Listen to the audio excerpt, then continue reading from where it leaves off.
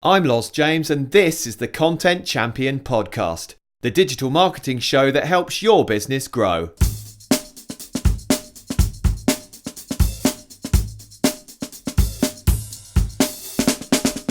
This episode is sponsored by Ahrefs.com, my favourite SEO software that I use every day on client and my own SEO campaigns. For your $7 7-day trial, visit ahrefs.com.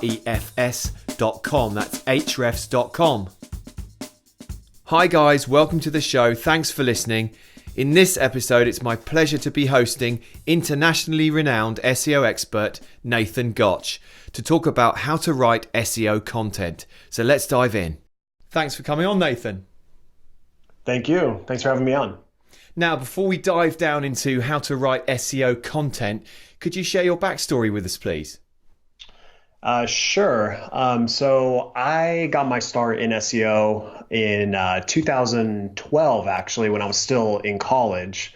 And I was just, like your average college student trying to figure out ways to make money. And I had discovered that one of the best ways to make money at that time was to start a blog. And so I had really no skill set at that point. So the only thing I really know how to do was actually throw a baseball. So I decided hey, that's the one thing I know how to do. So I'll start a baseball pitching blog. And that's what I ended up doing. And that ended up being the breeding ground for learning how to do SEO. And then I just was hooked after that. And I started creating website after website, just literally, and you've probably heard this before, but I would create them just to figure out how to get better and how to get results more consistently. And I was honestly not even interested in making money. I just enjoyed the process of ranking websites and driving traffic to them. And so eventually I got pretty good at it, and I was able to drive results consistently. And so then I started to take on clients. And then I did client SEO for a couple of years, and that was pretty successful. But then I got really burned out. And so then I was like, you know what, I need a different way to diversify my income, because I can't handle just working with clients with 100% of my income. So then I built out a white label services division, which services other SEO agencies or other digital marketing agencies. And then I also built out my SEO training course, which is Gotch Academy, which has now been my focus for the last 2 years. I actually haven't been working with clients at all. And I've started to experiment taking on a few clients now here and there for some future plans. But my main focus for the last couple of years has been Gotch Academy, and I've grown that to over 700 students now. So I definitely think focusing has helped me a lot, but I do feel like I've kind of been missing out on some opportunities to help people in other ways outside of just training. So that's kind of why I'm starting to dive back into other divisions. Okay, cool. One of those 700 people is me. I'm a member of the Gotch Academy. Fantastic course. We'll circle back to that at the end, because I recommend everyone goes to join that. But look, tell us a bit about Gotch SEO, the blog itself. How did that grow? Because you've got this great authoritative site now that's really at the forefront of the industry, as it were. Yeah, well, a lot of content and a lot of patience and a lot of links. Yeah, when I first started that blog, it's odd because I never really thought about building it up from an SEO perspective. I just started because I was like, hey, I can publish case studies and things that would help my clients realize that I know what I'm doing, really. So in the beginning, pretty much all my content in the early days was case studies and really specific stuff that was literally just designed for content marketing purposes, not really for driving organic search traffic. So but then over time, I started to realize okay, I should probably start trying to drive organic search traffic. So then I started focusing, on more top of the funnel type of keywords like backlinks and anchor text and those things. And believe it or not, depending on what your business model is, those types of keywords aren't great if you're trying to get clients, because most clients wouldn't be searching something that specific or granular. So I'm attracting people that already have somewhat of an understanding of SEO. And so those people are more appropriate for my training, more appropriate for my white label services, but they're not appropriate for becoming a client. So that's why I also have pages targeting St. Louis SEO or Santa Monica SEO. Those are the kind of the transactional pages I built out back then. And St. Louis SEO, if you search that, I've been ranking that page since 2013 or 2014. It's been in the top. And that when I was taking on clients, that was really a big source of client acquisition, was literally just that one page. So, but yeah, it's interesting because the intent is so important to understand, which is something I didn't really understand in the early days. All I understood was like, hey, here's a keyword and I'm going to try to rank for this keyword. But now I understand, like, okay, not all keywords are created equally. I have to really be smart about, who am I trying to attract into my business and is it appropriate for what I'm trying to sell? So I have to think about that now. Okay, and that dovetails really neatly into the subject of today's show. We're going to be looking at your 9-step SEO content creation process. So let's go through each of those stages in order, looking at an overview of each one. Just give us a sort of rundown of what we're going to do in there, and then for each section, and then we can send people over to gotchseo.com to have a look at the great post you wrote on that. So we start off stage 1, finding our keywords. Yes. So, you've probably heard it many, many times from various SEO blogs that you need to find keywords, but then there's also a big group of people that say you shouldn't focus on keywords, you should just focus on topics. And those are both true. But at the end of the day, you need to write content and create pages around the queries that searchers are conducting. So whether it's topics or keywords, it doesn't make a big difference. But you need to be able to find keywords. And my go-to technique for finding keywords is always just to take a competitor in whatever industry I'm working in and then just put them into Ahrefs and just extract all their keywords. That's usually my first step because that's the easiest way. You just know, okay, they've already done SEO. They've already done all the hard work for you. They've already done all the keyword research for you. So that's the quickest way to find great keywords. Now, at the beginning of every SEO campaign, I always build a keyword database. And so at that point, I'm not super concerned about whether I'm going to go after all these keywords. It's more of just I'm building it out, building as big of a database as I can using various methods. And like I said, looking at competitors' keywords and also some other methods. Like I love going into Quora or going into Reddit. You can find some really great long tail keywords in there that actually don't have a ton of search volume, but they are getting searched. It's just that there isn't a lot of data to support it. And so I've seen countless times where I attack a query that has like 10 searches a month and it ends up driving a ton of traffic just because Google doesn't have the data on it really. So that's something to consider, but just building out a nice database of basically as big as you can. And then once that's done, then you go into the qualification phase where you're going to basically break that list down and turn into a list where you're actually going to go after a set of keywords. Okay, I think yeah. Number 2 then, qualifying your keywords. I think this is very difficult if you haven't done SEO before because it ties into some of the later things about search intent and everything else. How do we know, like you say, you're not going to be ranking for a what seems on the surface like a great keyword that doesn't drive any sales? Yeah, so there's a lot of different parts of qualification. So there's the first part where you're looking at the keywords from just a pure competitor analysis standpoint from an SEO perspective. Like, okay, can our website in its current state actually rank for these keyword phrases? And if the answer is yes, then you need to know, first of all, actually, I won't get into that I'll wait till later to talk about what you need to do to get a ranking. But as far as qualification, the first phase is to figure out if you can actually rank for it.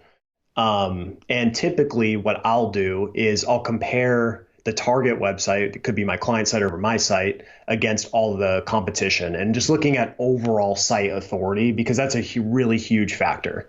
So, and if you go into Ahrefs and you look at their keyword explorer tool, what they'll show you is the keyword difficulty.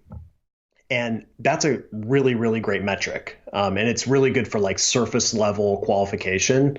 But the challenge is that when you search a keyword in there, it's only going to show you how many links you need to rank for that specific keyword and that one page.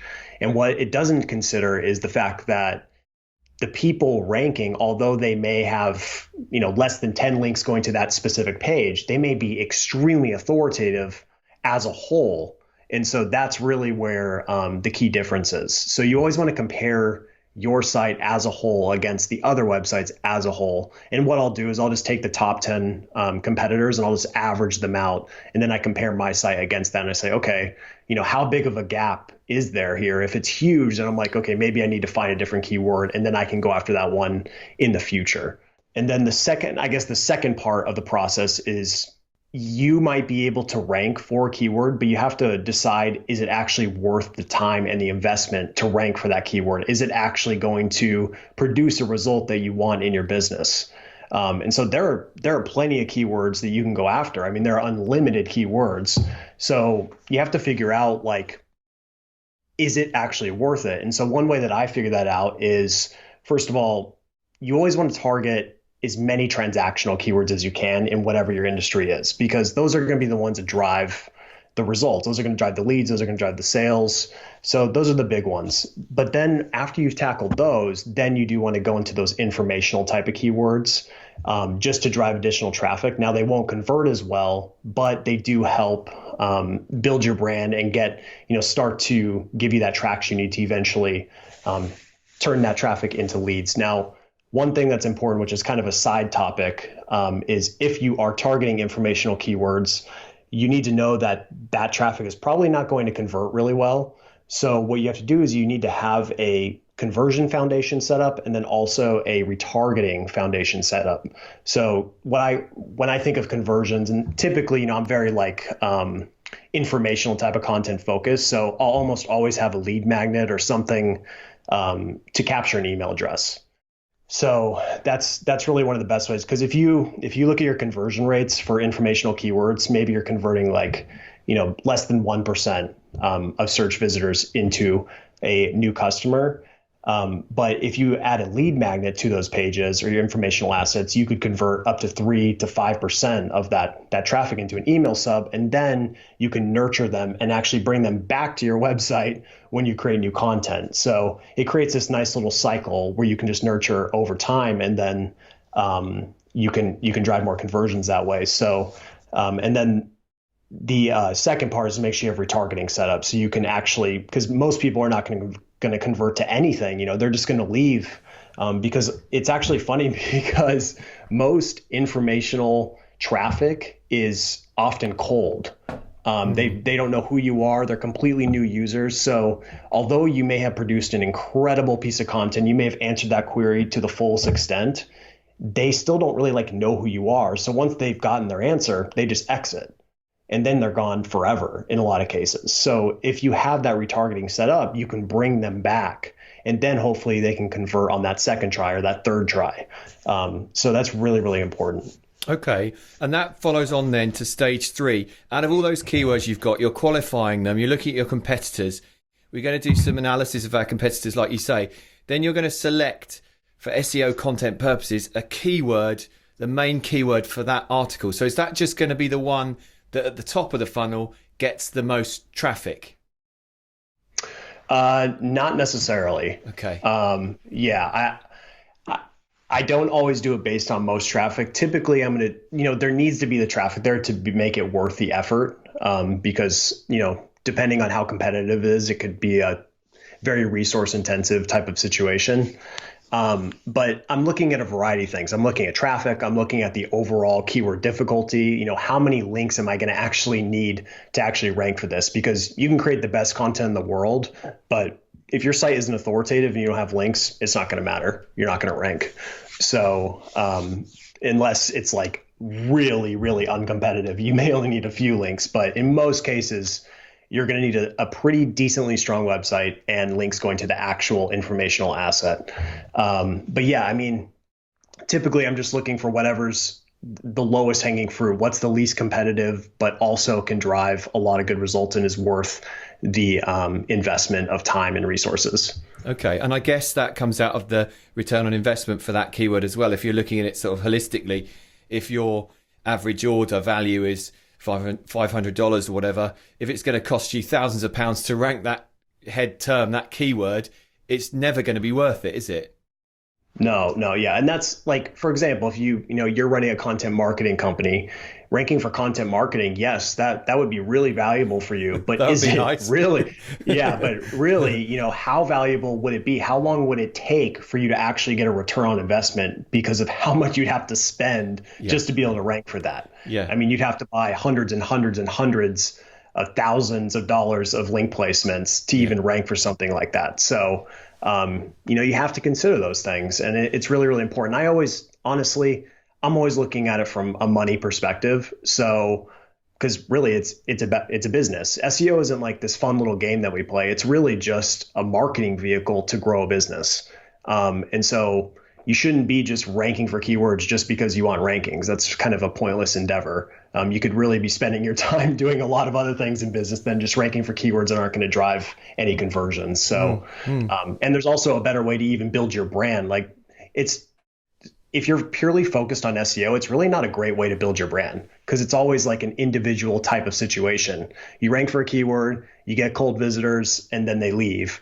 And you're not really building your brand unless they're seeing you multiple times. But there's a lot of other better ways to do that.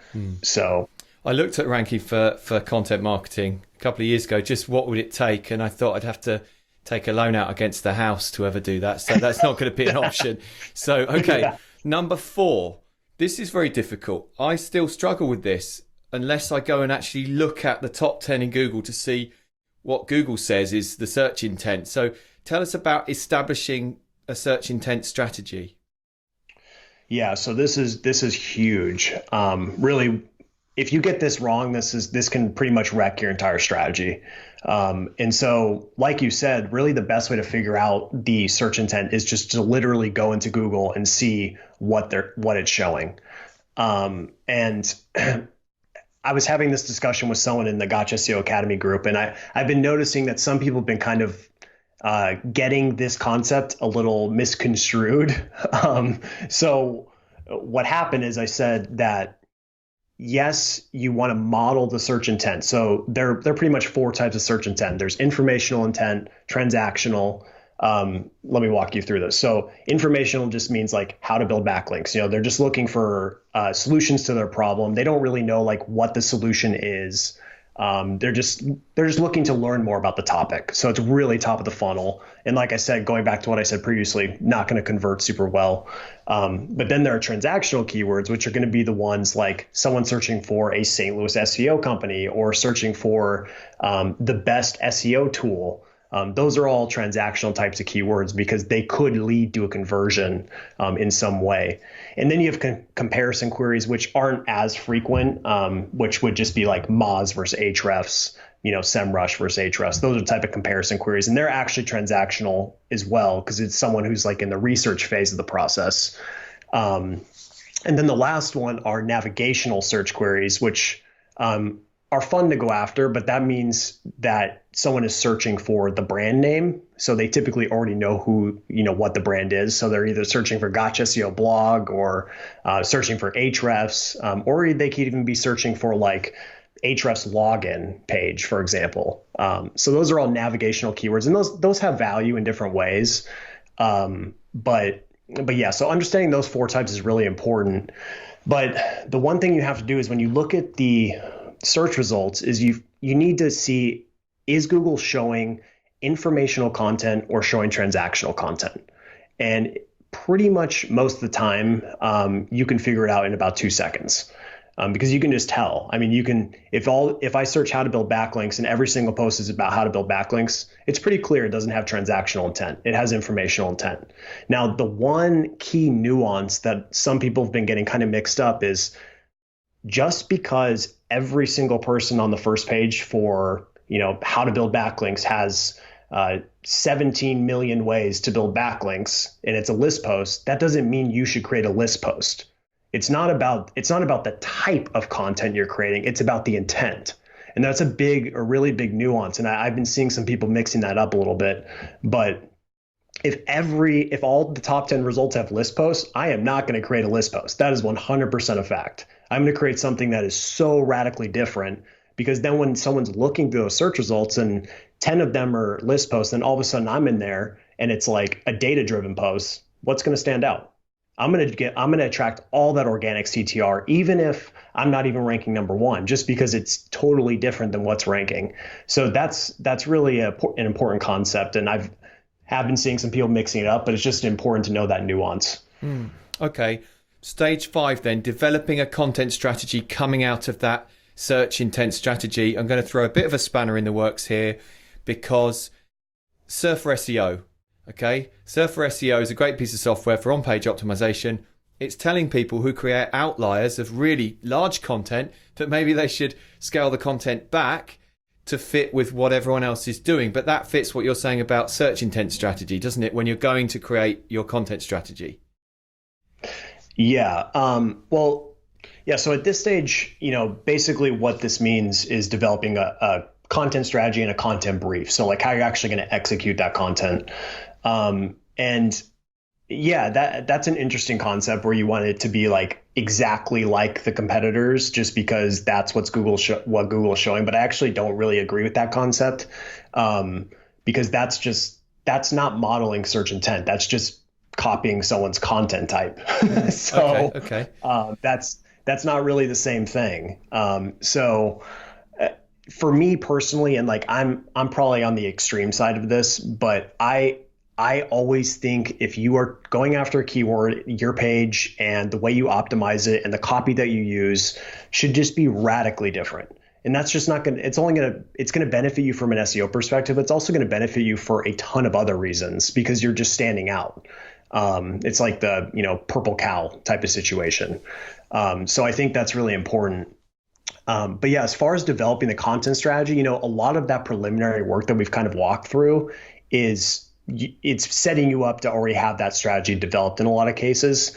But a few things that I'm doing at this stage is I'm actually going competitor by competitor and examining them on a page level basis.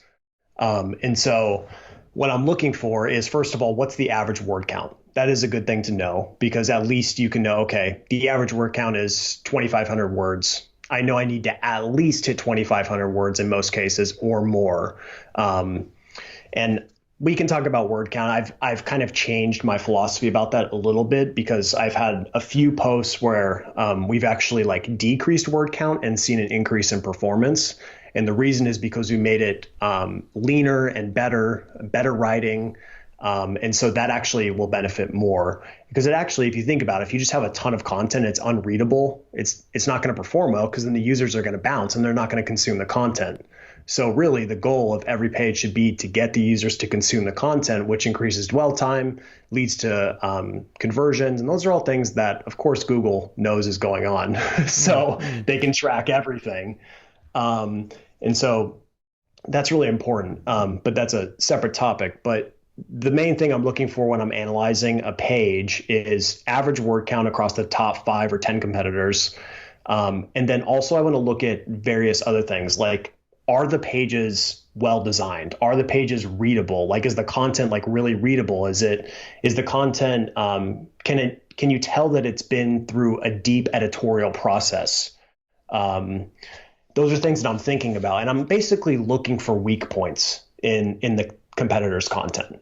And so, like I said, my biggest strategy is to figure out what my angle is going to be. So, like I said, if everyone has a list post, I know, okay, I'm not going to do a list post, so that's off the table. I'm going to do something that no one has done.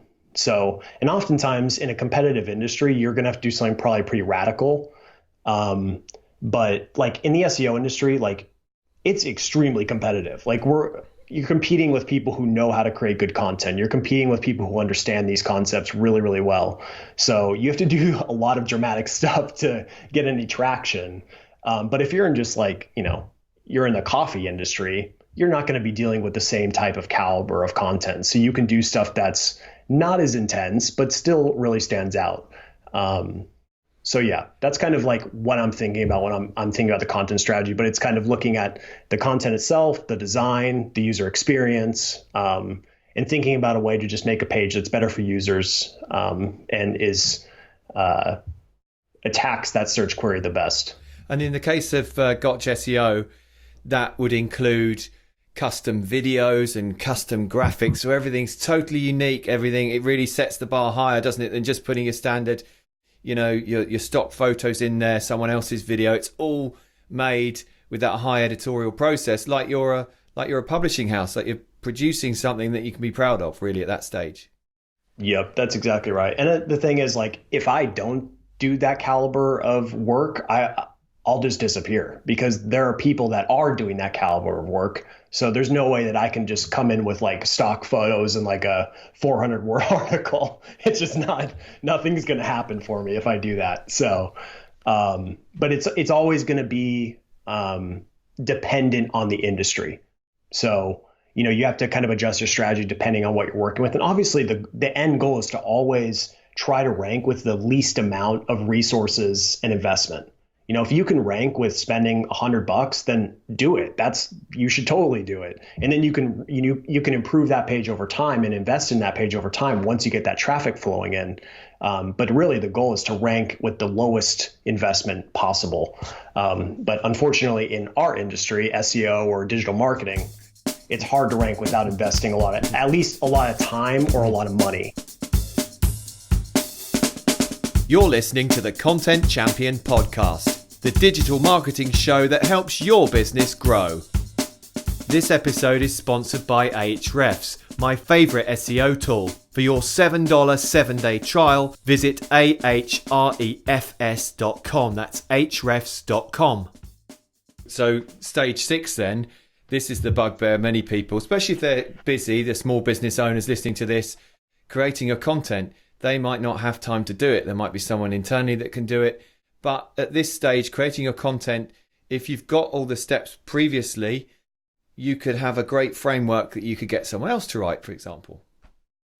Yeah, that's right. And really, the way I've built this process is so that you can hand it off to someone to create it.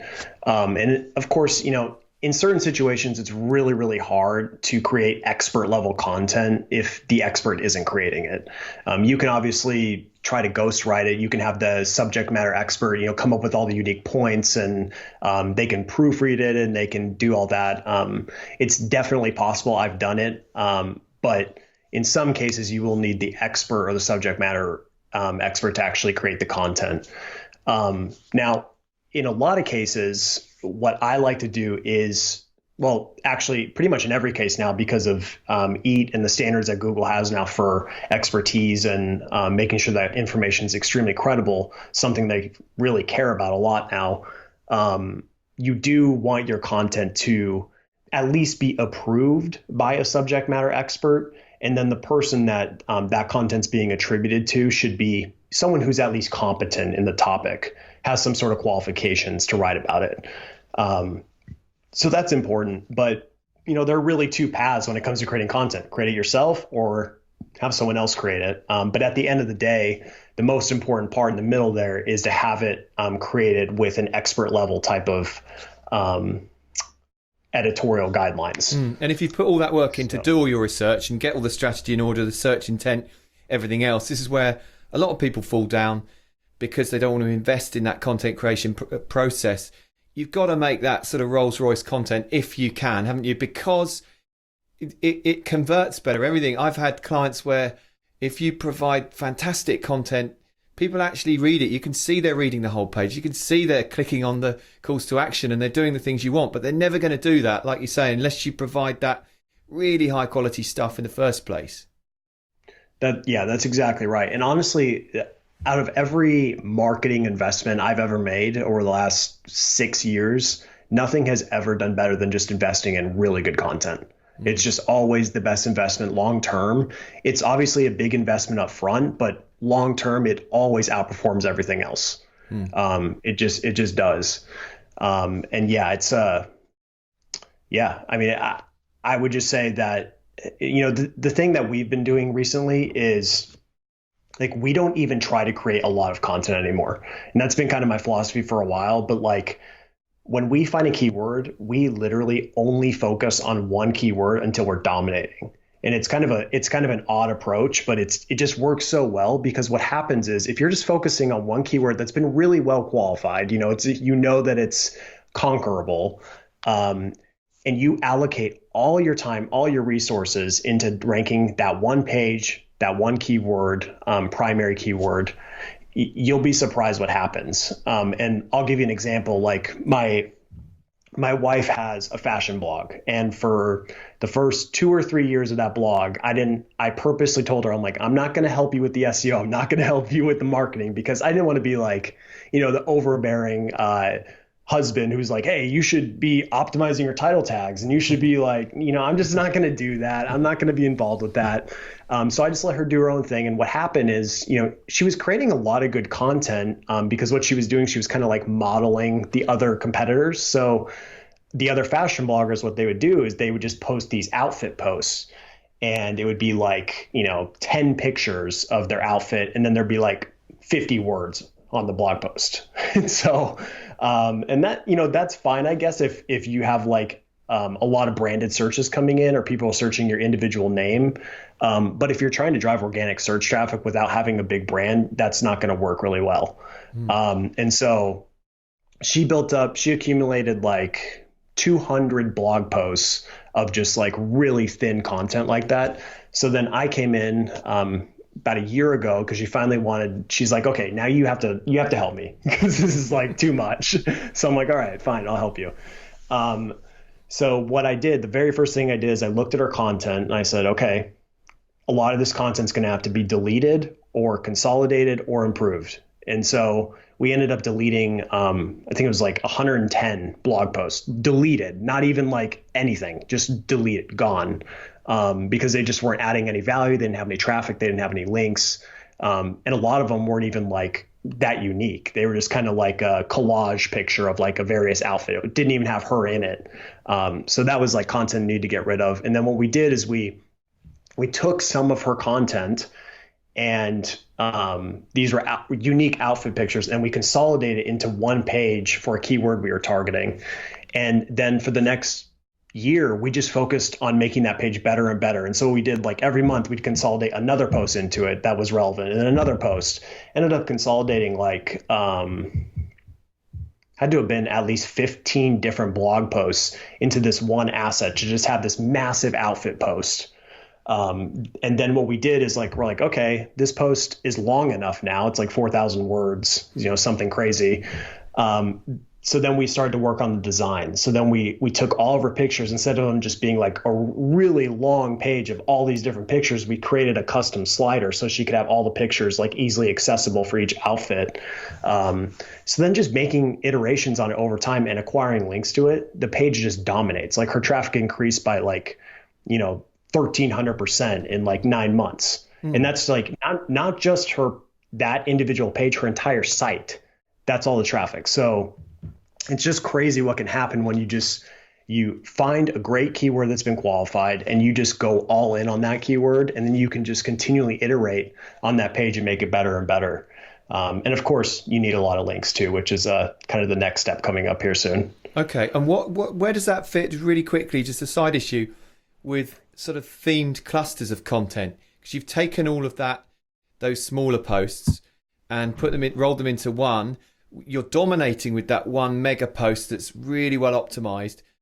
Would you then go after any more authority in that theme, or is it then done by virtue of having that post? Yeah. So, there's always a fun discussion about topic clusters and building topical relevance that way. But for me, once we hit a keyword, that keyword's done. So we would go after other variations that are still relevant to that primary phrase, but we would never go after that keyword, that exact phrase, ever again. And so in this case, it was she had like 20 different pages about fall outfits. So each individual page had like one unique fall outfit. And there's nothing inherently wrong with that. But I thought it'd be a lot better to have like 38 fall outfits in one post, because she's never going to rank for fall outfits with any of those little posts. There's just no way she would ever rank for it. So we know that the only way she'd rank for it is to have one dedicated page to fall outfits. And then we know, okay, now we need to create a spring outfits, and then a summer outfits, and then a winter outfits, and then a Christmas outfits. Those are all technically different, but they're still topically relevant. And so they're all they're all helping each other. They're all supporting each other. And then of course making sure you have, a good internal linking structure once you start to build out those assets. But yeah, building out those really big pillar assets should be the focus of most websites, I think. Okay, cool. That was number 6 in our SEO content creation sort of masterclass, as it were. We're on to number 7. We've created the content. Number 7 is optimizing that content. Tell us about that. Yeah. So, it's kind of funny because I don't optimize content like super hard. I just try to do it as natural as possible. So placing the keyword in the most important spots, going to be the title tag, meta description, H1, and the first sentence. And then I'll try to get it in the first H2 tag, but usually it's going to be a variation of the primary keyword. And then maybe one more time in the last sentence. And then from there, it's all just writing naturally. So whatever comes naturally. And of course, one thing I do is to avoid doing anything that's like spammy. So like in the case of the fall outfits example, I could have for each outfit done like fall outfit number 1, fall outfit number 2, fall outfit number 3. And I just figured like, that's a little much. Like I don't need to jam that in there every single time. So I just did outfit 1, outfit 2. So, just trying to think through it like, okay, do I really need to be jamming the keyword like in every single spot? I definitely don't. Can Google understand this page based on the way I've structured it? Probably. And so at that point, once you've put your keywords in the most important spots, then you want to focus on adding keyword variations into the copy in a natural way. So in the case of fall outfits, you'd want to add stuff like outfits for fall, or, if you're trying to find really good outfits for autumn, just really trying to get those different variations in there. And then even adding title modifiers is another important thing that I do pretty much all the time, unless it doesn't make sense, which is adding, the word best or top, and then adding the year. Is always huge. It always drives so much long tail traffic, and it always shocks me how many people don't do it. It's literally the easiest optimization you can do on a page is just add best or add the year, and you'll see such a spike in traffic. It's honestly insane. And it's actually the thing that's cool about it is if you're targeting a competitive keyword, so like if I'm targeting anchor text, right? I could of course target anchor text, and it's going to take me a long time to rank for that. But it's going to take me a really short time to rank for anchor text 2019. So in the meantime, while I'm trying to rank for that really hard keyword, I know I can start getting traffic into that page, which then could lead to social shares and user engagement and possible links, which then would help support ranking for the harder keyword. And so, yeah, so you have to kind of think through those things. And then as far as like outside of just placing keywords, some other really important factors is like the actual page loading speed.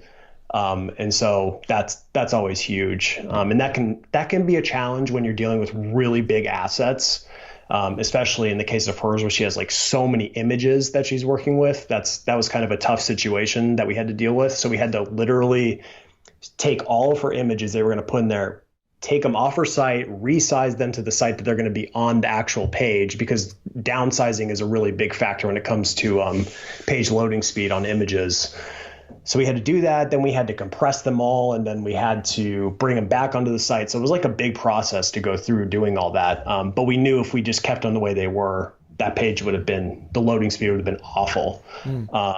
So thinking about that. And then at the end of the day, just making the page good for users is really the important part. So, okay. And if then we've got an item here, number 8, which is publish that. We've done everything prior to that. We've just optimized the content, but we're publishing as part of some overarching content strategy, aren't we? We're not just hitting publish as soon as we think we're ready. We've got to get that editorial standard up and everything else, haven't we? Yeah. So, believe it or not, everything I just gone through is kind of like the first part of the process, which is kind of might shock some people.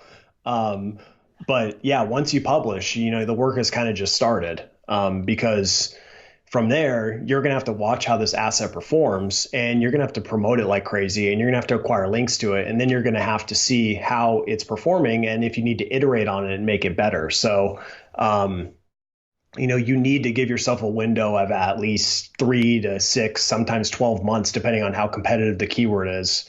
But my approach is almost always just to publish, try to acquire a couple links, see what happens, see where it goes. And if it gets stuck on the second page for like a couple months, I know, okay, it probably needs more authority. Maybe it needs more content. And typically in most cases, I'm going to be adding more content, making the page better, and then acquiring more links. So I just use a combination of those two things over and over and over until it gets to where it needs to go. So, and how long does that take? Given you've done all of those steps and you've done them really thoroughly, for someone like yourself who's got a really authoritative blog, that iteration process of bit more content, few more links, I guess you kind of nailed that. You don't have to do too much of that, do you now? No, that's kind of the beauty of once your site gets strong. You don't need as many individual links going to those specific pages. So like, for example, when Forbes publishes an article, they're ranking on like the first page immediately. And it's not, it may not seem fair, but that's just the way it is. So yeah, it takes a lot of time to build the authority of a site. I mean, acquiring links is hard. It's not an easy thing at all. And what you have to do to get those links is even harder. So it does take a little bit of patience as well. But really, I pretty much tell every member in the academy and anyone that I talk to in consulting or even clients that one of the biggest goals for an SEO campaign is to build your site's authority, because that just makes everything easier. It's literally the lead domino. Once your site's authoritative, everything gets easier. So that should always be the objective. And really, there's really only one way to do that, and it's to get links on relevant blogs in your industry. All right, so that's really the only solution.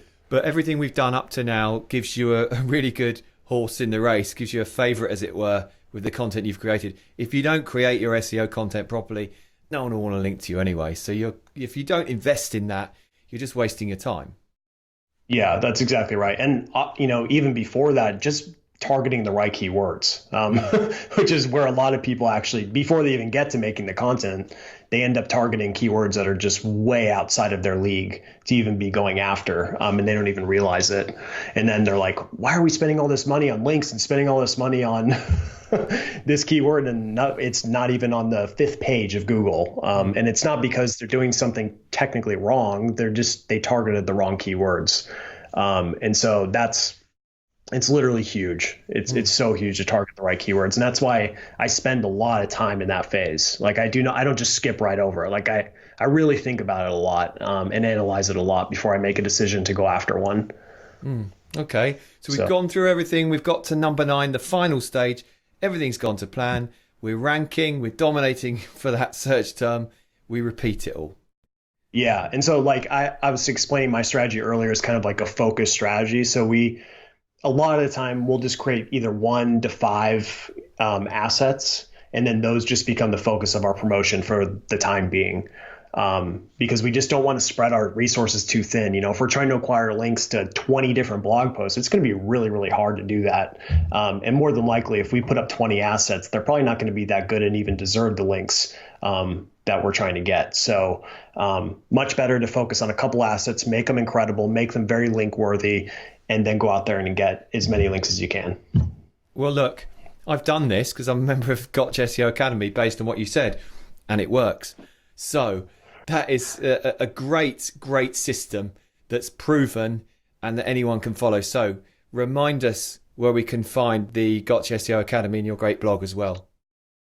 Yeah, so you can just go to gotchseo.com, and currently on the homepage I have a free training set up, so you can just enter your email and sign up for that.